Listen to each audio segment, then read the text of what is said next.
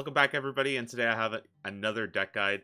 This time we're going to be featuring the Double Down She-Hulk Infinaut deck with a special guest here of Nebula, our wonderful May Season Pass card that slots in just excellently into this deck and does exactly what we need it to do.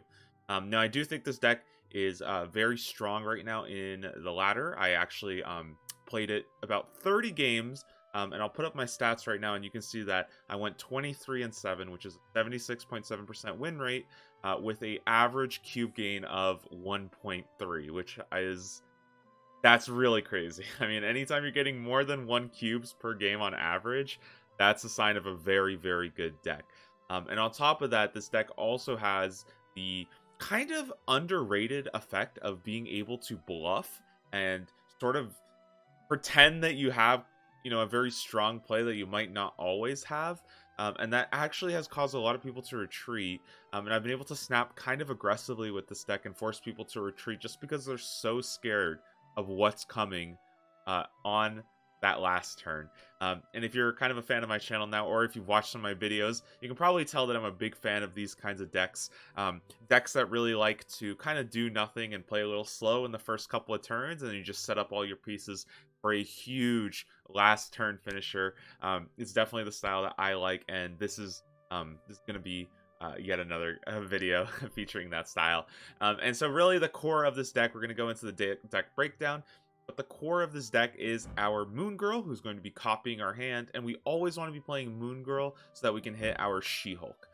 The idea is that if we have 2 She-Hulks in our hand going into turn 6, well, we can pass turn 5, play this for 1 mana, and that's a lot of power that we're developing for very cheap. And even if we, it just makes cards so strong. Having 2 of it is like 18 power on that last turn, and it only gets spicier when we start adding in all our extra cards, namely Magik, who lets us change to Limbo and have a turn 7 that game. So if we can play Magik, she's going to unlock some really spicy combos that your opponent is just not ready for, and it will catch a lot of people kind of by surprise. In fact, you might be surprised to see just what we can do with a turn 7. The idea behind Magik is actually going to be our Infinaut, because with Infinaut in the game, this is actually going to let us float turn 6. We're actually going to pass turn 6, and then on turn 7, we'll be able to play Infinaut and 2 She-Hulks, because She-Hulk will have just gotten a discount of 6. We'll talk about this a little bit later. I'll talk a little bit about combos and bring up a graphic kind of showcasing some of this. I just want to go over the other cards real quick first.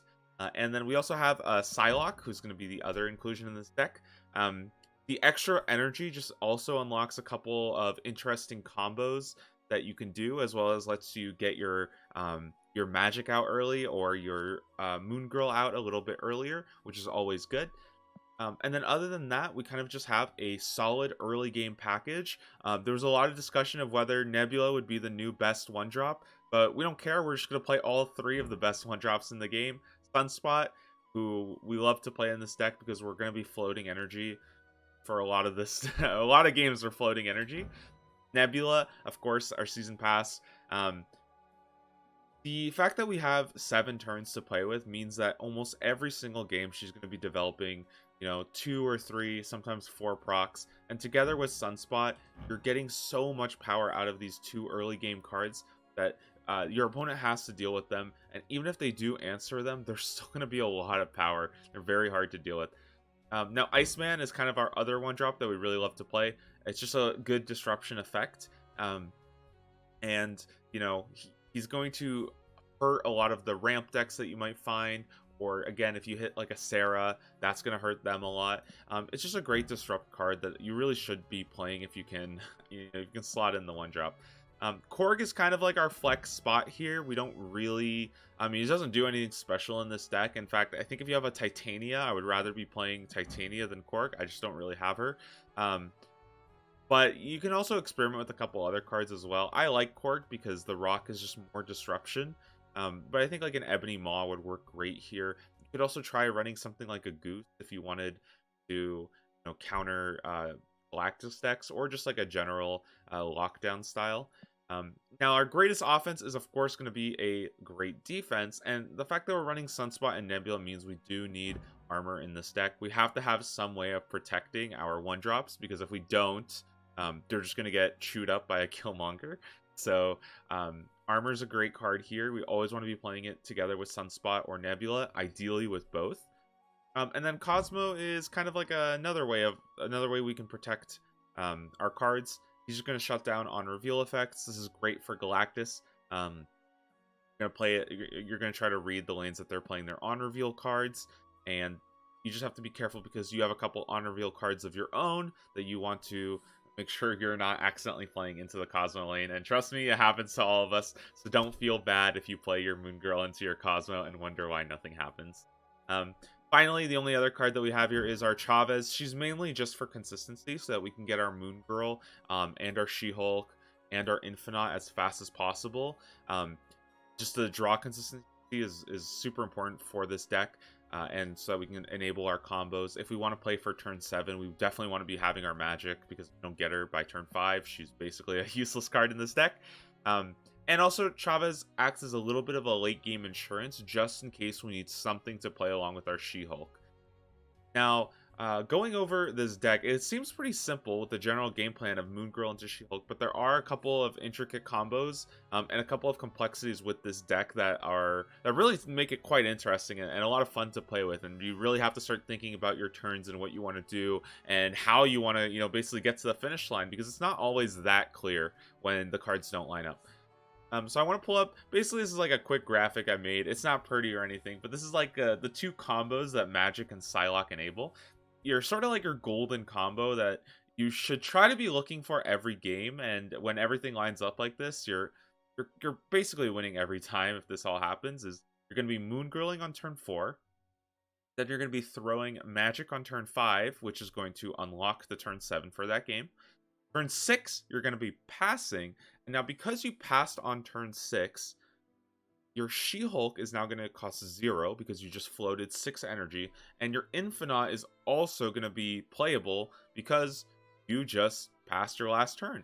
So now, because you copied your She-Hulks, you're going to have 2 She-Hulks and an Infinaut to play. Ignore the 10 power. This is the old thing. But basically, you're going to be able to play 2 She-Hulks for 9 power each. And then your Infinaut, which is 38 power, developed on turn 7. And that's like pretty crazy. You're kind of blowing people out of the water with that. And it's spread across 3 cards. So you're actually quite versatile in where you can devote that power. You're not committed to one lane like you usually are with the Infinaut plan. Now, if you don't have your Infinaut, you can, of course, play Chavez as well. It's kind of because you will have Chavez in your hand. This is kind of like the weaker option for sure. You always want to be playing Infinaut if you have it over Chavez. But again, it's just a late game insurance, just in case. Now, the other combo that you can play with Psylocke that's pretty interesting, and I think a lot of people might not spot this, is on turn 4, you're actually going to play your Psylocke. It doesn't matter what else you play on turn 4, but you want to be playing your Psylocke on turn 4, and then on turn 5, you're going to pass. And the interesting thing is that because you played Psylocke on turn 4, you're actually going to have 6 power on your turn 5. So you pass 6 power, and that's actually going to make your She-Hulk cost 0. Now on turn 6, you're able to play your She-Hulk and your Infinaut, and there you go. Like, you've just developed, 29 power in that one turn. And that could be enough to end games on its own. Sometimes you don't always have to commit to the turn 7 Moon Girl plan, especially because obviously that requires more combo pieces that you're not always going to draw into.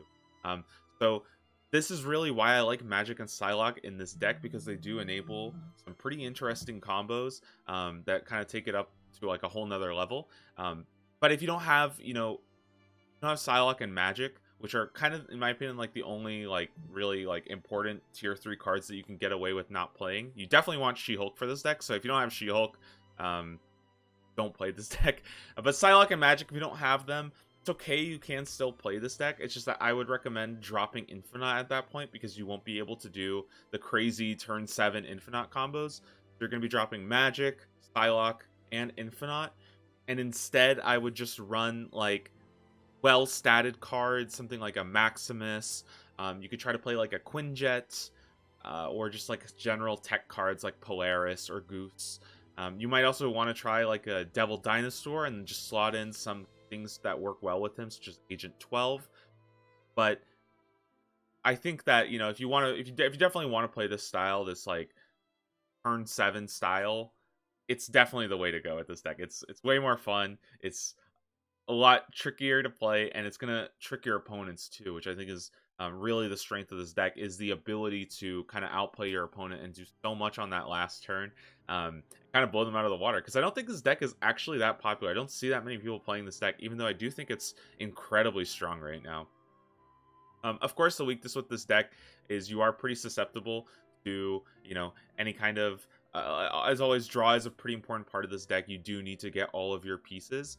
And when you don't get them, it can be a little bit difficult to find your way to a win, especially when you don't have that much to play on turn 6 if you weren't able to copy your She-Hulk. And as always, I think with like Infinaut decks, one of their biggest weakness is that you do have to try to find a way to win more than one lane. Just slapping down Infinaut and praying that your other lane wins is not always the right answer. Luckily, Nebula and Sunspot really help with that and can kind of get those weak lanes just to develop so much power. I mean, there's some games that I have seen Sunspot end with like 14 power, which is crazy. That's a 1-drop with 14 power. I mean, that's so unreal. So we're going to go ahead and just get into a couple games so I can kind of demonstrate just the power and the general playstyle of the deck, as well as showcase some of those combos that I mentioned earlier, because they can be a little bit confusing at first until you get kind of get the hang of how to play with them.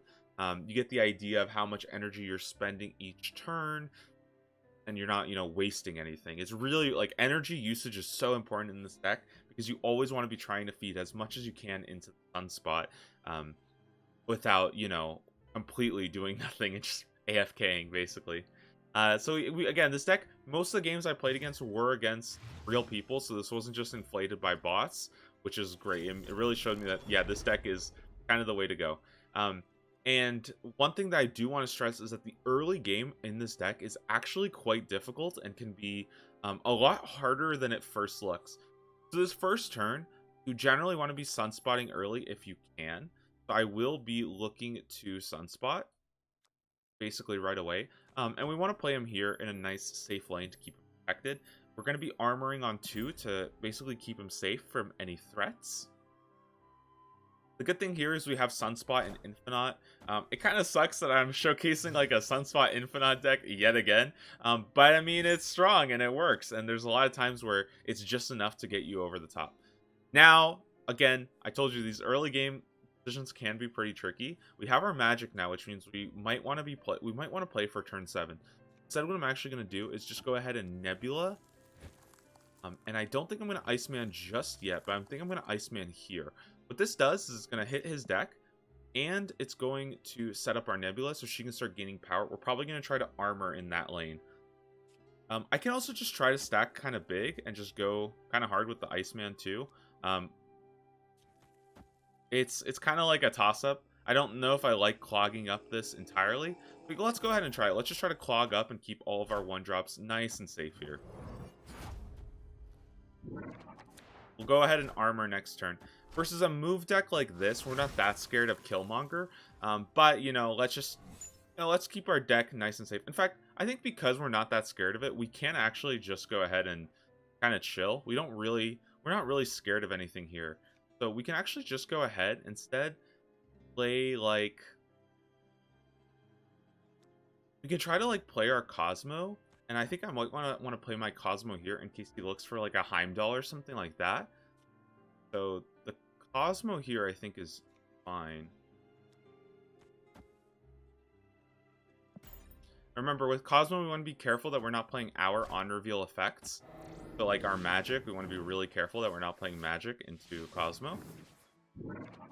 So you see here, we do miss our Cosmo because we didn't have priority. So he is getting quite a lot of power here. But Nebula's stacking up, which is good for us. So what I want to go ahead and do right now is I do want to try to get my armor down. And I can build him here. Now the thing is, it's always good to float energy in this deck. But because armor is 5 and we're playing him for 2, he actually becomes Sunspot positive, which the idea is we're actually getting 5 power developed for 2, so this is totally fine. We'll float the 2 and build a little bit more power on him, and we can start kind of building this deck into pretty extreme levels of power. And even though this is a little scary with all these decks happening, we're just going to let this keep stacking up nice and big. We're okay to just let this, you know, keep getting bigger and bigger. Maybe we can move our Iceman out in case we want to play something later on. But I don't mind just keeping the Iceman here. It is like a lot of power. And then we're going to magic this to try to see what we can get. Remember, on turn 6, we're basically guaranteed to get our America Chavez at this point, which is fine. But what we're hoping to draw into is, we're basically hoping to draw into our She-Hulk, and then we can play our She-Hulk and our Infinaut on 7.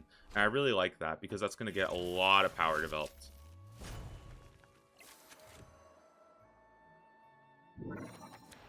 Now, I think we're still fine on the left. You can see here that we're sitting here at 14 power, but they can't really develop that much more.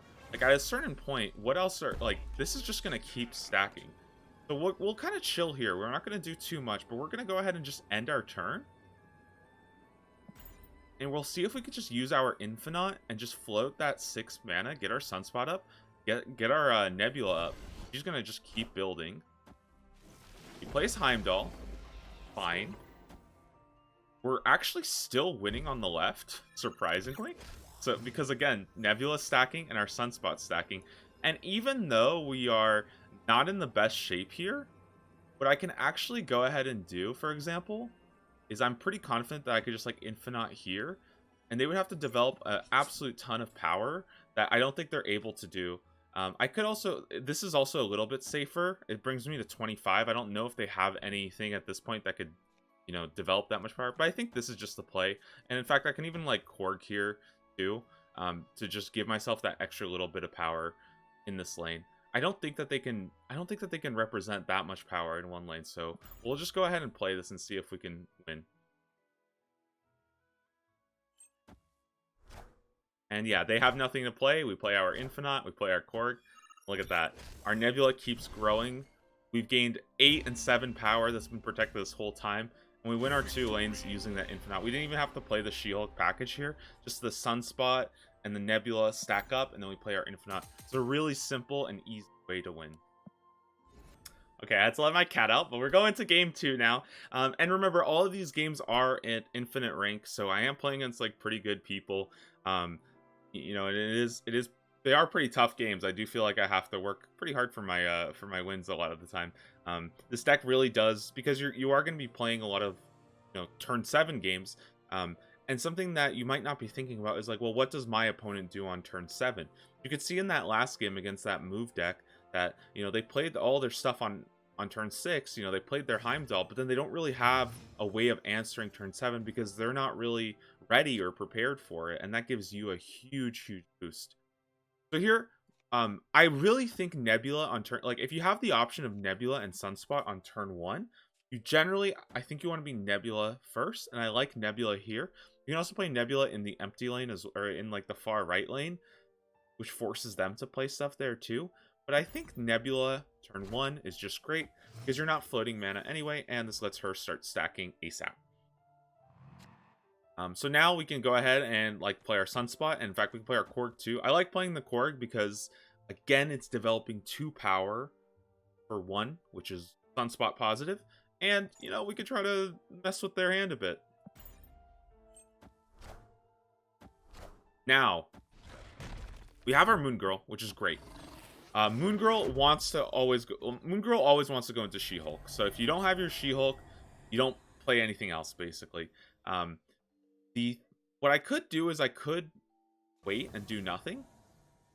I could also play the Vormir here, which is good. That does give us a bit of protection. Or I could try to protect this as well. You have to understand that if we play our Moon Girl on 4, we won't really have a good follow-up on 5 because we're going to want to play our She-Hulk. There's a very good chance that we want to play our armor now. We just have to think about, is it going to be here or there? And because we have really, we have nothing to play here except like a magic or something. I like the idea of playing the armor here. It's a tough decision. It really is. But I think I'm just gonna protect my. I think I'm gonna protect my lane and also deny the lizard.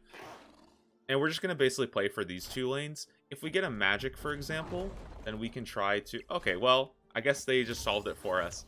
It was a 50-50, I think, but I think that I like this. This is fine, too. Magik is fine. We can actually play Magik into Vormir if we want to go ahead and disable that. But it doesn't really matter anymore because, well, we have our armor here anyway. So now we have to basically think, well, what's our game plan? How do we win this one? Are we going to try to win with a Infinaut? Are we going to try to win with a She-Hulk? I think what I'm probably going to go ahead and do is just play the Moon Girl anyways, because, well, why not? I can go ahead and play the Moon Girl. Again, I could have also just done nothing, but developing 4 power here is the same as floating 4 power, so I think this is totally fine. However, on turn 5, because we don't have a She-Hulk, because we didn't copy our She-Hulk, we may just choose not to play... again, we may choose not to play the... like the Magik here, and perhaps we could just wait too. That's also, again, it's also another option. So we do have our She-Hulk now, right? We couldn't copy it, but we can actually showcase an example of what we can do. We can go ahead and play the Magik, which is fine.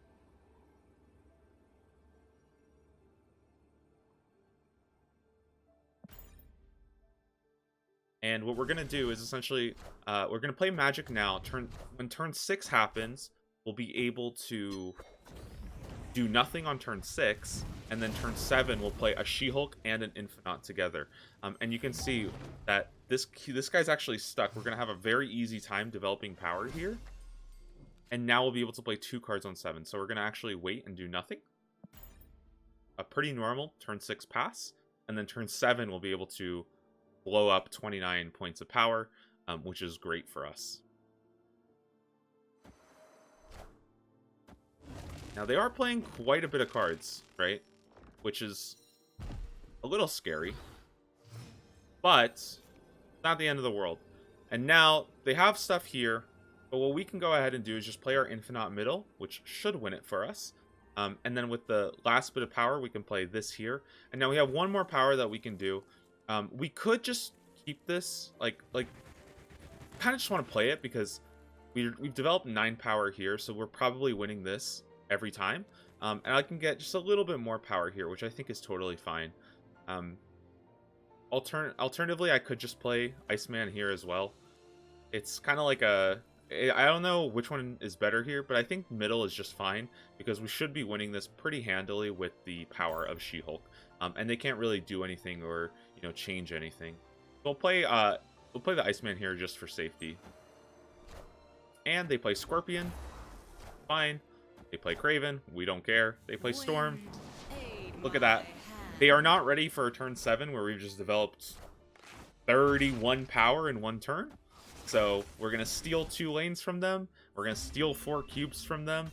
And, that's it. That's another win for us, basically. All right, so I wanted to get one more game. The last game we played, we actually got a District X, which, replaced our whole hand, which isn't exactly the best showcase. So here we have Magik and Psylocke, which is good. We can kind of showcase some of our cool combos. We'll play our Sunspot early just to go ahead and get him stacking up. Hopefully we can get, something like an armor so that we can actually protect our card.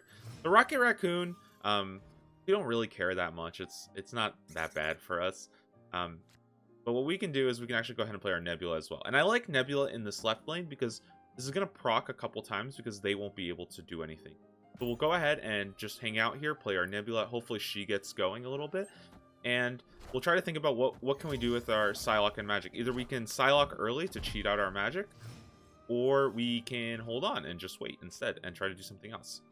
So here's the thing. We don't yet have all the pieces that we need. So I think what we're going to look to do is we're going to look to do the Psylocke combo. I've talked about this. It sounds a lot cooler than it is, but what we're actually going to do is we're going to hang out here and do nothing. We're going to instead look for an alternate win condition that's going to use Psylocke to give us an extra point on turn 5. So here's what I'll go ahead and do. I'm going to Psylocke now. Maybe I could even Psylocke here, right? And I can Korg here as well. Because again, it doesn't matter what we do this turn. Now, I'll end my turn. And you'll see that on turn 5, we actually have 6 energy, right? So we have 6 energy that we can use because I wasn't able to steal my stuff. And I'll go ahead and just pass this turn. I could wait and play till 7. There's nothing wrong with that, right? We could do that. But I don't have to do that. I can just go ahead and win the game right now. I can just pass right now. They play their hand, which is fine. Our Nebula, again, look at her. She's growing out of control. They cannot deal with her. And I think they're actually going to retreat because they realize that they can't deal with this. The idea here, and you can see, is that we played our Psylocke on turn 4, and then we passed turn 5, and on turn 6, we would have had our Infinaut and our She-Hulk to play. Our She-Hulk is actually 0 because we floated 6 energy on turn 5, which is not something you're not ordinarily able to play She-Hulk and Infinaut together, but this is the power of the Psylocke combo. Again, that's the second combo I showed in the graphic, and then we could have played like She-Hulk here to secure this lane, and just slammed Infinaut like anywhere basically, and we'd be so far ahead of the game. Even if they moved the vision, like, we're still winning because Nebula's growing, Sunspot's growing. This is like a really cool Psylocke combo. You should definitely try it out if you can. It's going to get you a lot of wins because you don't always have to go to turn 7. If you feel really strong, if you feel developed with Sunspot and Nebula, you can just try to win on turn 6 with the Psylocke combo. I want to see if I can get one more game showcasing the... I want to see if I can... yeah, I want to get one more game just seeing if I can showcase copying the She-Hulk, because I haven't quite gotten one of those yet. And if we don't, that's fine. We've still basically been winning all of our games so far, which is good. I mean, you don't have to copy the She-Hulk every single time, but that's definitely like a cool part of this deck that I hope we can kind of demonstrate a little bit. I just haven't been getting my Moon Girl, unfortunately. She hasn't been showing up. So Quantum Tunnel's not great for us. Actually, I guess it's not that bad. We have a lot of big cards that we can cheat out. So this is a bit silly, but we can actually make this happen. I think what we'll go ahead and do for the sake of it is, let's see, I have all my small cards in my deck. So let's actually just go ahead and start messing with them. Let's start playing Korg here. Throwing stuff in their deck. They're going to throw stuff in my deck, that's okay. Seems like they're actually playing something very similar to us, which is always fun. Okay, cool. We get a rock. Not too bad. And now we're in a very weird spot where we can actually do something like Sinister London and Iceman.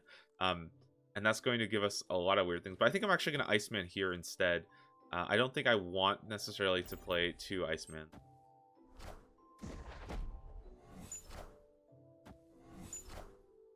The Sunspot's good though, because we can float a lot of energy and kind of make things happen. And Cosmo's actually pretty good here too, because their on reveals aren't going to work. So now let's see, what do we want to do? Well, we can play our Psylocke now, and then we'll actually be able to play our Magik on turn 4, which is okay. We can, you know, kind of play for our Magik early.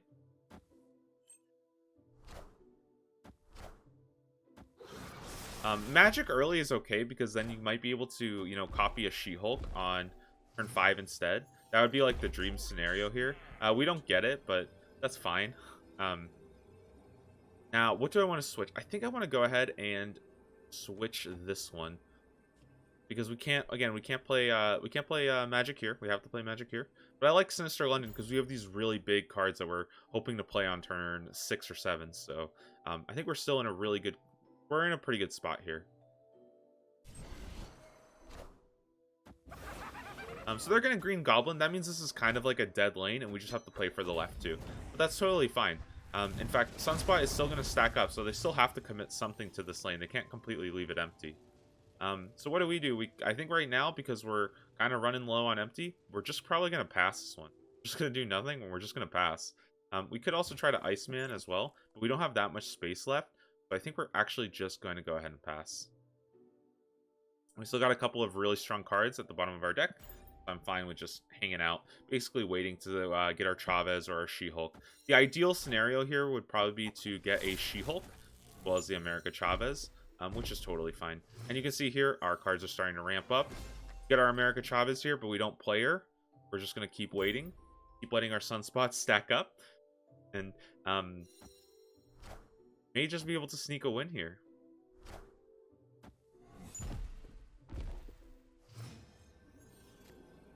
And look at that. So that was kind of the idea, is that we were able to wait for our She-Hulk and play it with our Chavez. So now we'll play this and that, and I think we should be winning both of these two lanes pretty handily. We could play something additionally as well, but I kind of like the extra 1 energy to go onto Sunspot.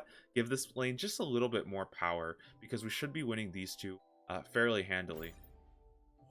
I don't think they can develop 18 power across these two lanes.